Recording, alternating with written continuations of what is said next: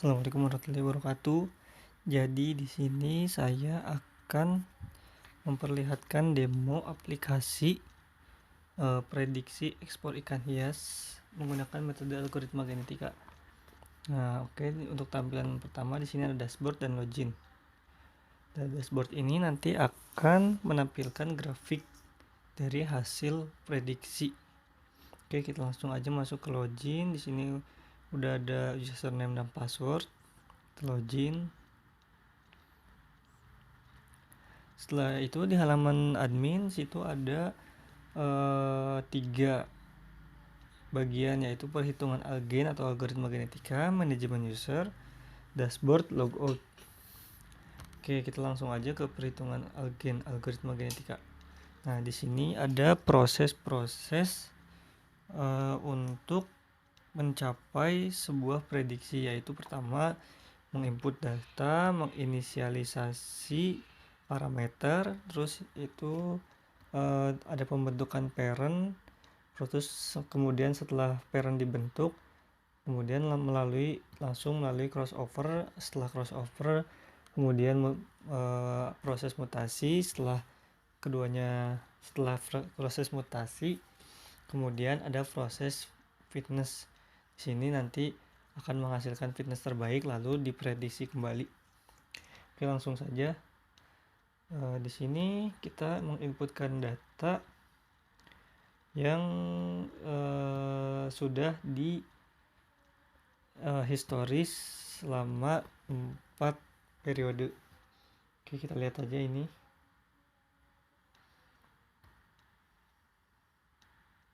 Oke, nah di sini bisa kita lihat ada Y, X1, X2, X3 dan X4.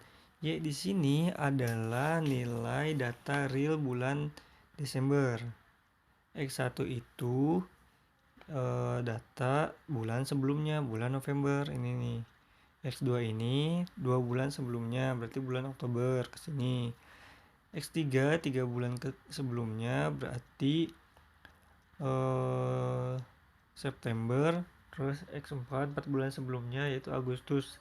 Di sini kita memakai data time series 4 periode. Kemudian setelah itu proses selanjutnya kita menginisialisasi parameter.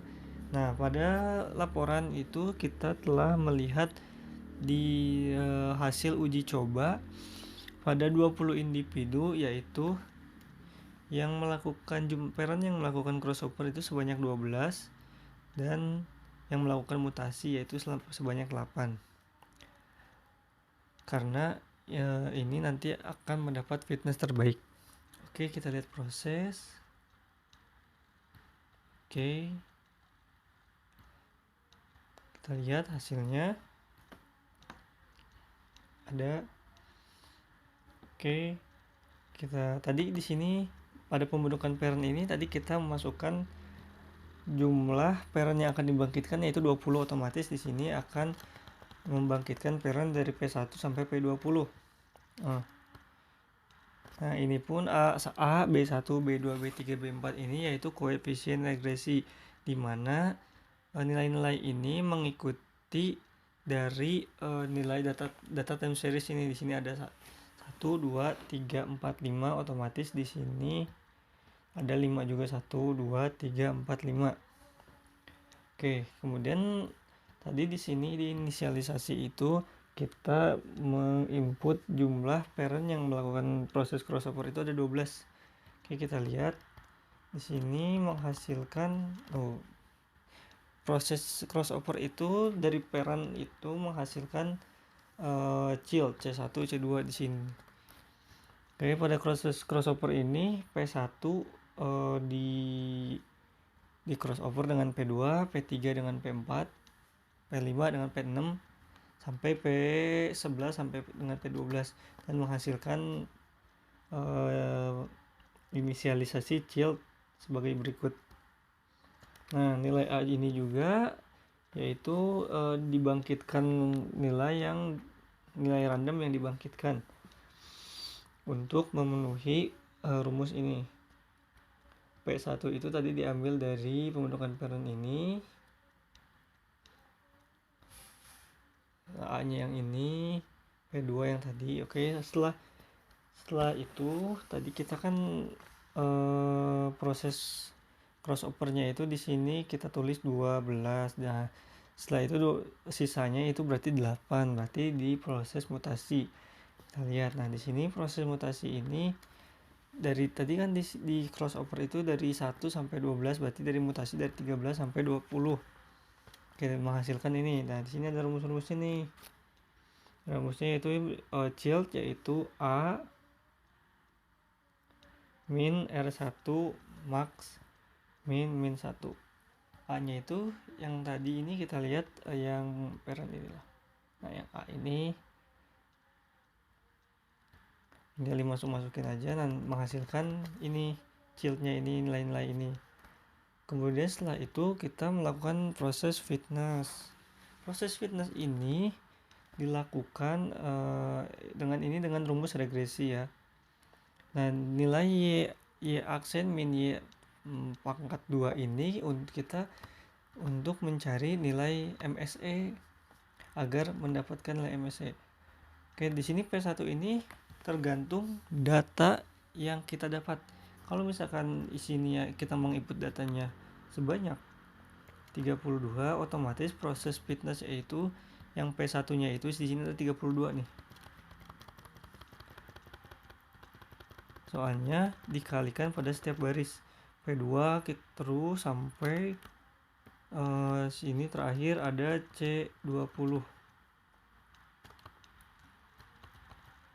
Nah, di sini dapat dilihat ada total MSE-nya.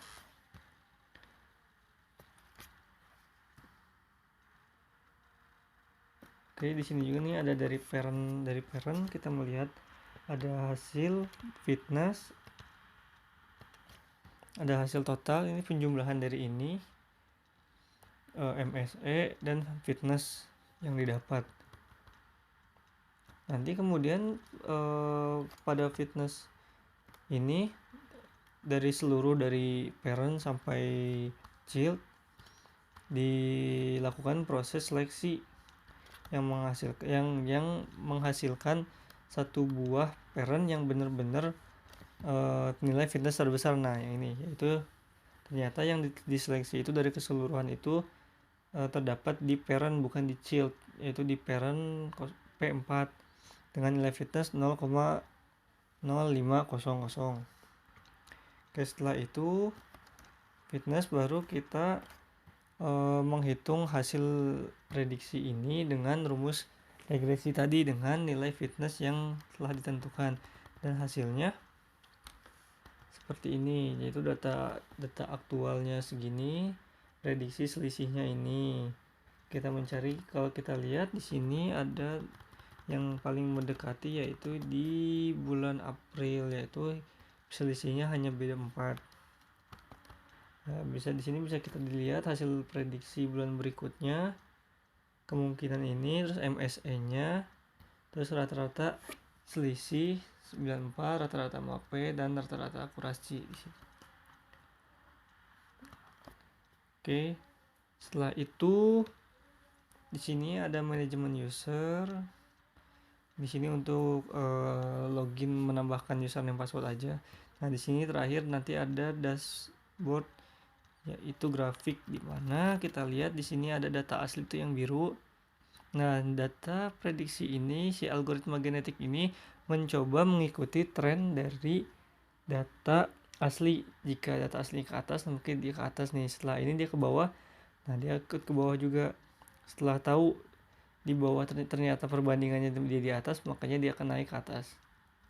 Setelah itu dia akan ke bawah lagi, makanya dia ke bawah. Kemudian dia ke atas, terus ke bawah, kemudian ke bawah lagi. Nah, karena algoritma genetik ini dia mengikuti tren laju kalau di garis miring, kalau di garis lurus. Ya,